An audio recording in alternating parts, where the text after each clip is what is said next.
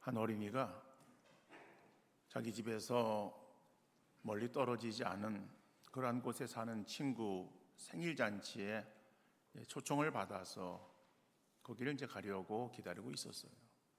근데 마침 그날 따라서 엄청난 눈보라가 몰아쳐서 걸어가기가 매우 어려웠어요. 이렇게 눈이 많이 오고 미끄러운 그러한 길에 또 나간다는 것이 아버지의 마음에는 또 불안해서, 그래서 그 아들이 나가는 것을 원하지 않았어요. 그런데 그 아이는 눈물을 글썽이면서 다른 아이들은 다 온다고 그렇게 말을 했기 때문에 오지 않겠느냐, 그러니까 나만 안 가면 어떻게 되느냐 라고 그렇게 이제 아버지를 졸랐어요. 그래서 아버지가 그래 알았어 그럼 갔다 오거라 라고 허락을 한 거예요. 그러니까 이제 아이가 좋아서 기쁜 그런 그 마음에 이제 뜻하게 옷을 껴입고 그리고 이제 눈바라 속으로 뛰어갔어요. 몰아치는 눈 때문에 한 발자국도 제대로 걷기가 어려운 그러한 그 상황이지만은 그래도 또 조심조심 친구의 집에 도착했어요. 그리고 이제 초인종을 누르면서 이제 자기 왔던 눈보라석을 쳐다볼 때에 저 멀리 돌아가는 그러한 그림자 하나가 그 아이의 눈에 띄었어요. 보니까는 자기 아버지였어요. 그 아버지가 아들을 보내놓고 염려되어서 그래서 그 아이가 잘 도착할 때까지 그 눈보라를 헤치면서 자기 아들의 뒤를 따랐던 것이죠. 프랑스 파리에 한 천재적인 조각가가 살고 있었습니다. 근데 그는 이제 가난했어요. 가난한 이 예술가는 초라한 다락방에 살면서 자기의 작품을 위하여 심혈을 기울여서 작업을 했어요. 오랫동안에 걸쳐서 하나의 작품을 이제 제작해 오던 그러한 가운데 있었습니다. 근데 어느 날 밤에 그 제작하고 있던 완성하고 있던 그런 조각에서 이제 손을 떼고 피곤한 몸으로 침대에 들어갔어요. 근데 그날 밤은 너무 추웠어요. 이 가난한 예술가가 침대에 들어갔을 때에 자기 옆에 세워둔 그 조각품이 걱정이 되었던 거예요. 왜냐하면 그 추운 날씨에 점토에 물이 섞여 있었는데 그 물이 얼어서 작품을 버리지 않을까라고 하는 그러한 염려 때문에 그랬던 것이죠. 그런데 가난한 그의 방에는 난로 하나 없었어요. 그래서 그 예술가는 자기 그 덮어야 될 그런 그 이불, 모포 이런 것들로 그 조각 작품을 잘 이렇게 포장을 한 거예요. 그리고 자기는 그냥 그 추위에 그냥 잠이 들었어요. 그 다음날 아침 그 가난한 예술가는 불행히도 추위에 얼어 죽은 모습으로 발견이 되어졌어요. 그러나 그의 조각 작품은 무사히 잘 유지되어서 지금도 파리의 유명한 그러한 미술관에 전시되어 있다고 합니다. 여러분 그 작품을 생각할 때에 그 작품을 그 작가 이상으로 그 작품에 대해서 애착을 가지고 있는 사람이 어디 있겠어요? 지금 이야기 속에 나오는 그 예술가는 자기가 제작하고 만든 그 하나의 어떠한 작품, 그 작품에 애착을 가지고 결국 생명을 바꾸면서까지 그 자기의 작품을 사랑한 것 아니겠습니까? 여러분, 우리 하나님은 어느 작가 이상으로 자신의 작품인 바로 저와 여러분에 대하여 애착을 가지고 계시는 분이십니다. 부모가 자기 자녀에게 애착을 가지고 있듯이 하나님은 자신의 형상을 따라 만들어진 우리 사람들에게 지대한 애착을 가지고 계시는 줄 믿으시기를 바랍니다. 그래서 오늘 성경 말씀은 우리를 향하신 하나님의 사랑이 어떻게 우리를 인도하시는지를 말씀하고 있어요. 먼저 우리가 생각해 봐야 될 것은 첫 번째로 우리 인생이 어떤 인생이냐, 어떤 존재냐라고 하는 거예요. 우리 인생은 연약하여서 늘 두려움과 걱정, 근심에 쌓여 있는 존재들이다라고 하는 거예요. 아무리 우리가 강한 것 같지만은, 그러나 우리 인생이 어떠한 존재이냐? 우리 인생은 조그마한 문제 앞에, 조그마한 그런 그 일 앞에 두려움과 염려, 걱정, 근심에 쌓여 있을 수밖에 없는 거예요. 오늘 본문 1절 말씀 보면은 내가 산을 향하여 눈을 들리라 나의 도움이 어디서 올까? 여러분, 동서고금을 막론하고 깊은 산이라고 하는 것을 생각할 때에 그 산을 바라보는 사람의 마음은 어떤 마음인가라고 하면은 그 산에 뭔가 영험한 그러한 기운이 거기에 들어있는 곳으로, 그래서 거기에는 근접할 수 없는 그러한 그 곳으로 사람들이 그렇게 생각을 하는 것이죠. 그래서 우리나라 옛 사람들은 깊은 산에 정체를 알 수 없지만은 산신령이 있다라고 그렇게 생각해서 두려워했던 거예요. 깊은 산을 들어가기가 꺼려하는 그러한 그 마음들을 가지고 있었던 것이죠. 산신령의 정체는 아는 사람도 없고 본 사람도 없지만은 상상 속에 만들어진 허상이에요. 근데 여러분, 이것을 통해서 우리가 알 수 있는 것이 무엇인가 하면은 우리 사람들이 늘 두려움과 염려, 걱정, 근심에 살아가는 존재로서, 그러나 그 염려, 걱정, 근심을 해결하기 위해서 무엇인가를 의지하고자 하는 그러한 연약함이 있다라고 하는 것을 드러내고 있는 그러한 표현 아니겠습니까? 오늘 본시를 기록한 시인도 자기의 삶에 여러 가지 어려움이 있고 불안한 현실 속에 눈에 보이는 거대한 산에서 어떠한 놀라운 힘이 자기에게 주어지는 것을 생각해서 그것을 의지하면은 자기에게 위로가 되어지고 문제가 해결되어지고 모든 그러한 평안함이 찾아올 것이라고 하는 기대감을 가져보면서 결국에 산이라고 하는 그 존재를 생각하지만은, 그러나 결국 그것은 하나의 헛된 망상이라고 하는 것을 깨달았던 거예요. 우리가 세상을 살아가다 보면은 여러 가지 많은 어려움 가운데에 사로잡혀 불안한 마음으로 하루하루를 살아갈 수밖에 없어요. 그러면서 물에 빠진 사람이 지푸라기라도 건지는 그런 어떠한 심사로 무엇인가를 움켜쥐면서 마음의 위로와 평안을 얻으려고 하는 거예요. 사방을 둘러보며 도움의 손길을 원하지만은 세상 어디에서도 우리에게 만족과 평안을 주는 것은 아무것도 없어요.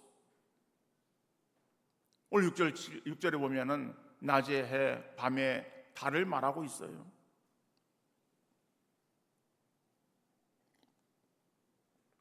이것은 이스라엘에 속해 있는 중동 지역에 그러한 기후와 연관이 되어 있습니다.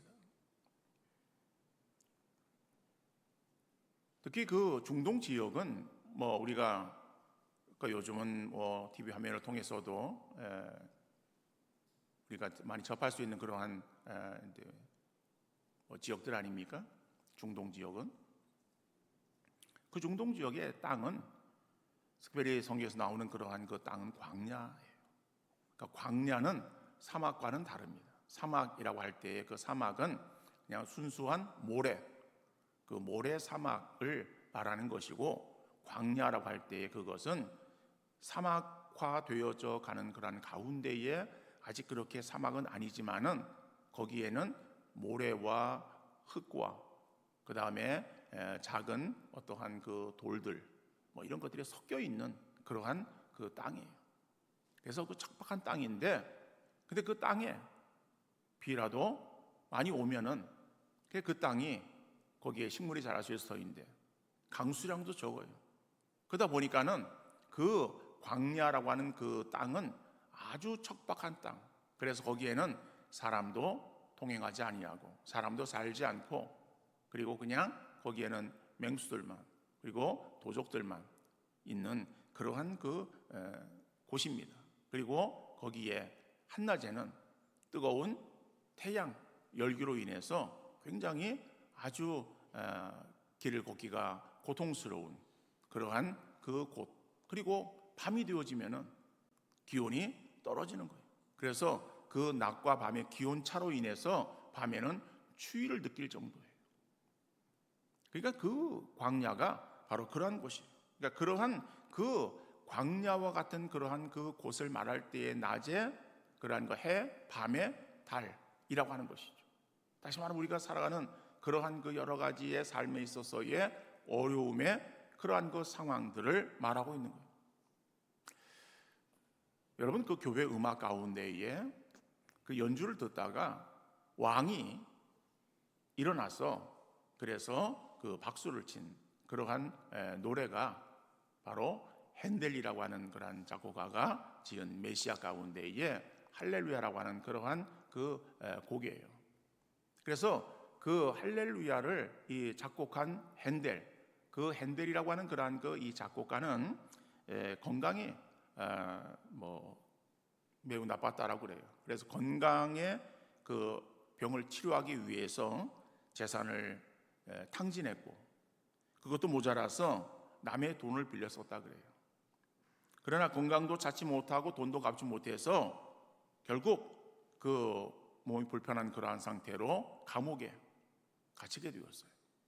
그런데 그 감옥이 불행하고 그리고 불편한 고통스러운 그러한 자리였죠. 그런데 그 자리에서 이 핸델이 그 할렐루야라고 하는 그 곡을 거기에서 작곡을 했다는 거예요. 소설가 오헨이라고 하는 그러한 소설가가 있어요. 이 오헨이라고 하는 그러한 그 소설가도 이 은행원으로 근무할 때에 이 부정 대출에 관련되어서 감옥에 들어가야만 되었던 거예요. 거기에서 그는 무료함과 고독을 견디는 그런 방편으로 글을 썼어요. 소설가니까요. 근데 그것이 그 유명한 오헨이 작품의 마지막 입세. 미국에서 4번이나 대통령을 한 사람이 루즈벨트예요. 그러니까 루즈벨트 이외에는 미국에서 4번씩이나 대통령 한 사람은 없어요. 근데 루즈벨트는 소아마비에 지체가 부재했던 사람이에요. 하지만 모든 장애를 극복하고 세계 초강대국의 지도자가 되어서 많은 업적을 남긴 사람이에요. 여러분, 지나고 보면은 음악가 핸델이나 소설가 오헨이나 또 미국의 대통령 루즈벨트나 그들이 당한 어려움이 오히려 놀라운 변화를 가져왔다라고 하는 사실을 우리가 알 수 있는 거예요. 그들에게 주어진 어려움은 단순한 어려움이 아니라 오히려 그들에게 축복이 되었다는 것이죠. 그렇다면 오늘 우리에게 주어지는 어려움이나 내가 지금 당하고 있는 고통들이 있다고 할 때에 그 고통들이 왜 내게 주어지는 것일까를 한번 생각해 볼 수 있기를 바랍니다. 세상 사람들은 자기에게 어려운 일이 찾아오면은 재수가 없어서 그렇다라고 말을 해요. 또 일이 잘 되어지면은 운이 좋았어 라고 이렇게 생각을 합니다. 그런데 성경은 그렇게 말하고 있잖아요. 성경이 뭐라고 말하고 있는가? 성경은 진리예요.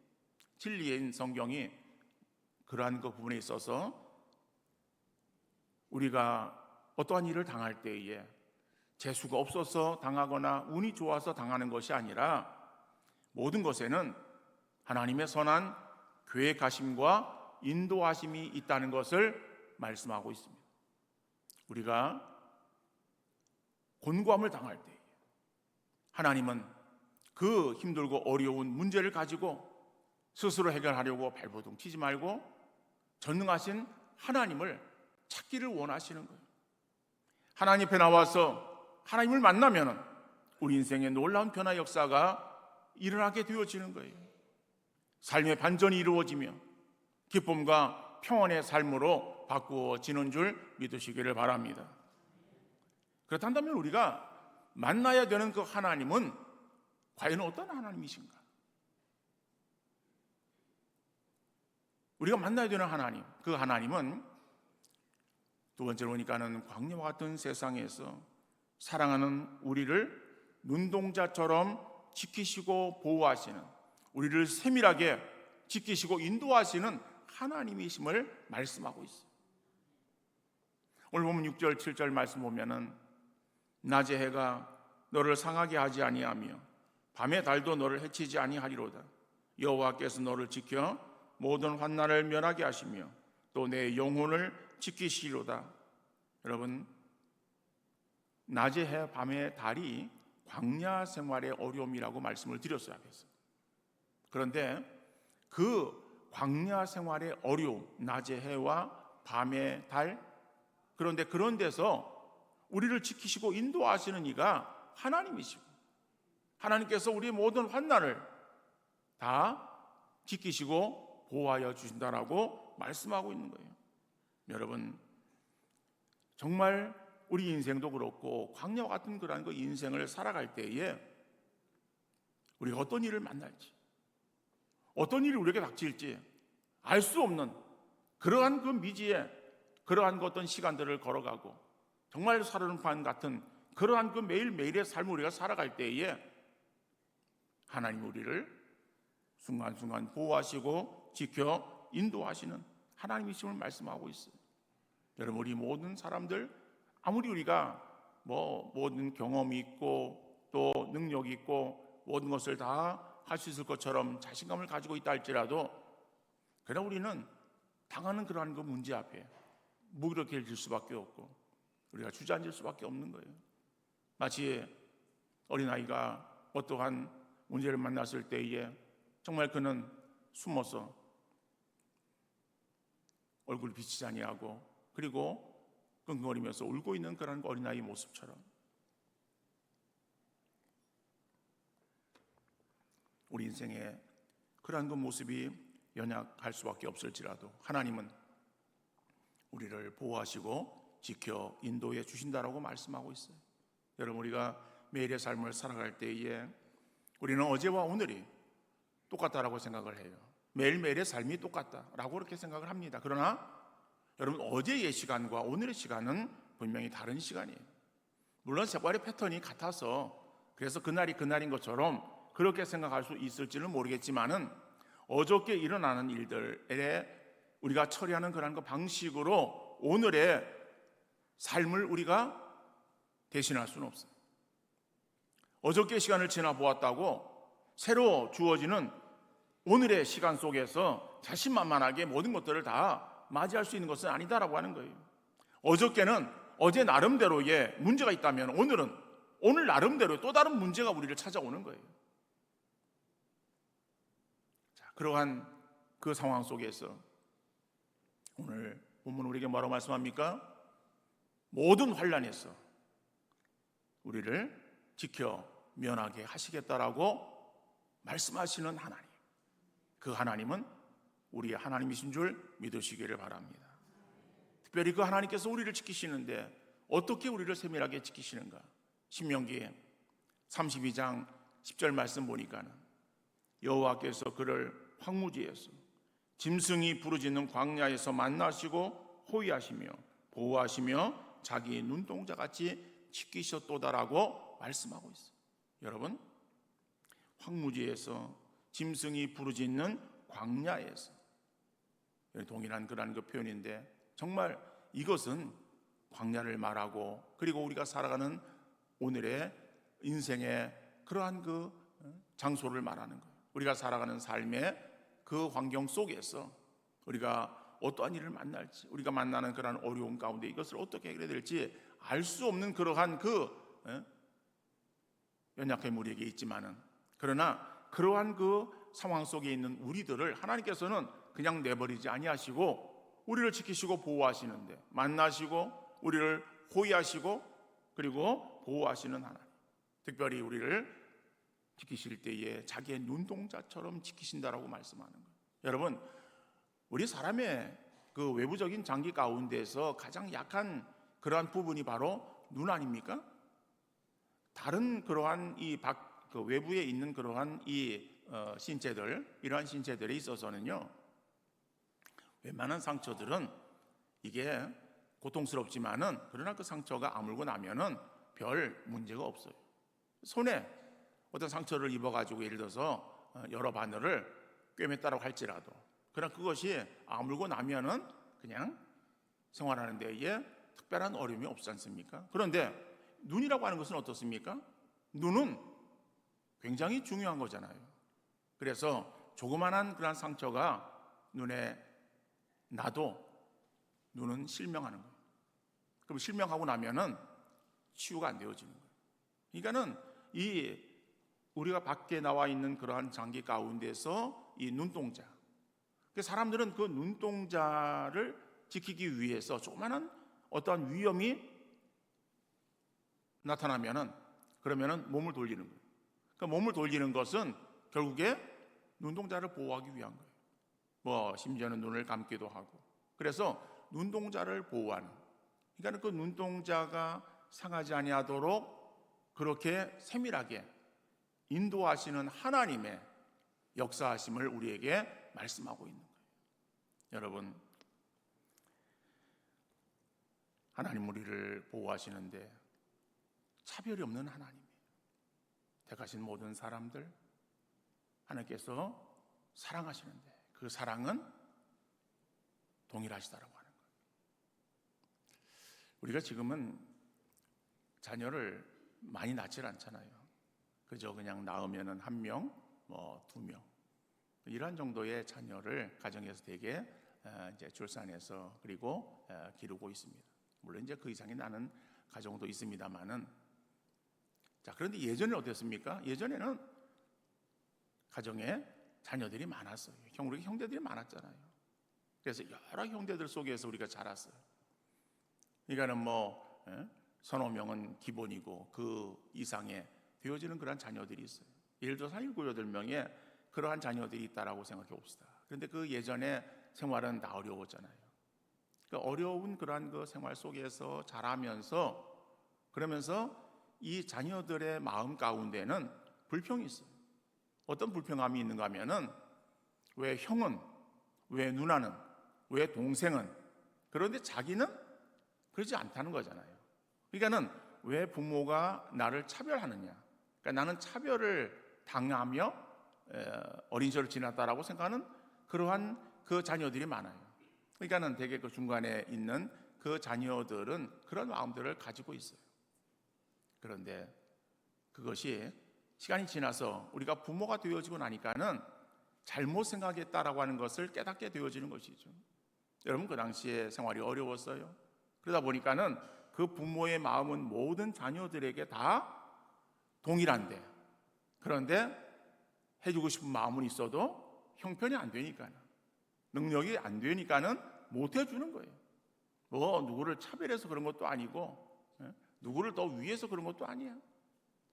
근데 우리 인간의 부모는 사랑하는 마음은 있지만은 능력이 없으면은 그 능력 이상의 것을 해줄 수 있는 그런 힘이 없다는 것이죠. 근데 여러분, 우리 하나님은 전능하신 하나님이십니다. 여러분, 전능하다라고 하는 것은요, 모든 것을 다 하실 수 있는 능력이 있다라고 하는 그런 말이에요. 그러니까 하나님은 하시고자 하시는 모든 일들을 다 이루시는데 그 하나님의 사랑은 택한 우리 모든 성도들에게 있어서 아버지가 되신다라고 하는 거예요. 그러면 우리 아버지 하나님은 우리의 삶에 우리가 어떠한 어려움을 당하고 어떤 문제를 만난다 할지라도 그 모든 것들을 다 능히 해결해 줄 수 있는 그러한 능력자이심을 믿고 여러분, 그 하나님을 더욱더 바라보는 그러한 귀한 은혜가 우리 모두에게 있어질 수 있기를 간절히 바랍니다.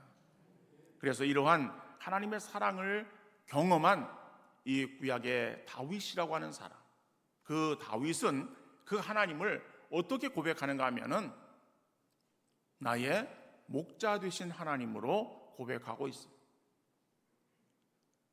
여러분, 우리는 양을 키우질 않아요. 그래서 양의 특성을 잘 모릅니다. 근데 양은 아주 유순하고 그리고 또 척박한 땅에서 스스로 살아갈 수 없는 그러한 여러 가지 여건들을 가지고 있는 동물이에요. 그래서 우리가 잘 알고 있는 무슨 호주라든지 아니면은 무슨 풀이 많은 그러한 그 지역에서의 양들은 그냥 평화롭게 풀을 뜯어 먹을 수 있어요. 그렇지만은 지금 이스라엘은 아까도 말씀드렸듯이 중동 그 지역에 있잖아요. 거기는 척박한 광야 땅이에요. 광야 땅에 이 양들이 살아가려고 할 때에 거기에는 제대로 먹을 풀과 마실 물이 없어요. 그리고 그 광야에서 헤매다 보면은 맹수의 먹이가 되어지는 거예요. 그러니까 죽게 되어지는 거예요. 이래저래 죽을 수밖에 없는 것이 양이에요. 그래서 그 양은 꼭 목자가 그 양들을 데리고 다니면서 풀을 뜯기고 물을 마시게 하면서 그래서 정말 생존하게 해주는 역할을 목자가 하는 거예요. 그러니까 그 양에게 목자는 절대적인 그러한 이 도움자고, 그리고 그 목자의 보호함 가운데 있을 때에 양은 그 안에서의 평안함을 누릴 수 있는 거예요. 그래서 자기를 지키고 인도하시는 하나님을 그가 체험한 그 다윗이 그래서 여호와는 나에게 목자 되시는 하나님이라고 고백했던 것입니다. 여러분, 연약한 우리 인생들도 전능하신 하나님 안에 거하게 되어질 때에 진정한 평안과 만족함을 누리게 되어지는 줄 믿으시기를 바랍니다. 그러므로 믿는 사람이든지 믿음을 갖지 못한 사람이든지 관계없이 오늘 예배에 참석한 모든 사람들은 목자 되셔서 연약한 양과 같은 인생을 돌보시고 선한 길로 인도하시는 하나님을 만나고 그 하나님 안에 거하는 복된 삶을 이루어갈 수 있기를 간절히 소원합니다. 하나님 안에 거하는 여러분의 삶이 늘 기쁨과 감사와 평안으로 이어질 수 있기를 주님 이름으로 축원합니다.